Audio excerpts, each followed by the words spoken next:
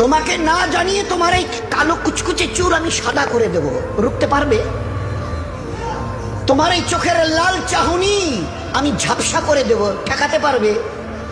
তোমার এই লোহার মতো মজবুত দাঁত 32টা 16 একটা একটা করে ট্রান্সফার করিয়ে দেব, তোমার কাছে কোনো পারমিশন নেব না, ধরে রাখতে পারবে?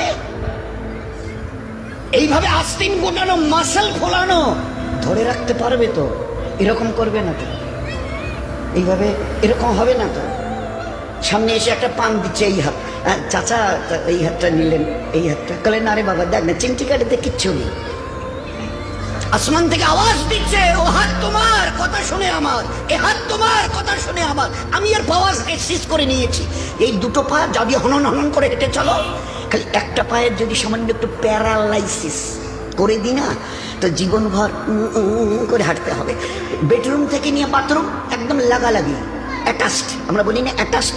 তুই বেডরুম থেকে নেমে বাথরুম কত 4-5 হাত, বেডরুমের দেয়াল আর এটাই হচ্ছে বাথরুমের দেয়াল, মাঝখানে একটা দরজা। এখান থেকে উঠে ওই ওই ঘরে রুমটাতে পারবে? আছে পাওয়ার? কিসের দেমাগ তোমার? কিসের এই অহংকার তোমার? শোনোনি কোনোদিন নবীজির কাছ থেকে অহংকার তাকাব্বুর এটা আমার চাদর, বড়াই এটা আমার চাদর, আল্লাহ বলছেন। আর আমার চাদর ধরে যে টান দেয় তার ঠিকানা কোথায়? এবার বলেন না, সবাই কম বেশি জানে।